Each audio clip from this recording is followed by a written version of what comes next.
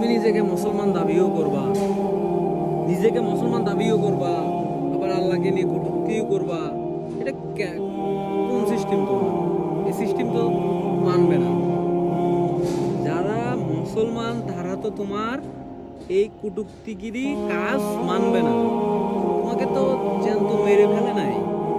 ওই মঞ্চে যদি ওই রকম কোনো মুসলমান ব্যক্তি থাকতো, তাহলে তোমাকে ওখানেই মেরে ফেলতো। ওখানে ছিল না, ওখানে ছিল সব কাফের তোমার মতো। কেন? ওইসব কাজে ভালো মানুষ থাকে না। মুসলমানের ওগুলো করা হারাম। মুসলমান ওখানে যেতে পারে না, যেতে পারবে না। মুসলমানদের জন্য ওখানে হারাম, কাজগুলো হারাম, বেদাত করা হারাম। মহান আল্লাহ তাআলা শয়তানকে পাওয়ার দিছে, এই জন্য তুমি শয়তানের মতো কাজ করতে পারতেছ। তুমি ঈমান হারাচ্ছ, ঈমান হারিয়েছো।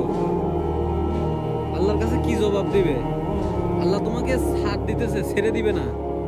আল্লাহ তোমাকে সুযোগ দিচ্ছে, কিন্তু তখন কি তোমাকে ছেড়ে দিবে, মাফ করবে? তুমি যদি আল্লাহর কাছে মাফ না চাও, মাফ করবে?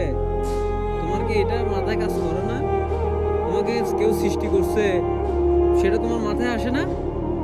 মহান আল্লাহ তাআলা সৃষ্টি করছে, মহান আল্লাহ তাআলাকে সৃষ্টি নিয়ে কথা বলো, মহান আল্লাহ তাআলা কেমন কি অদৃশ্য, তুমি চিন্তা করবাই তো না।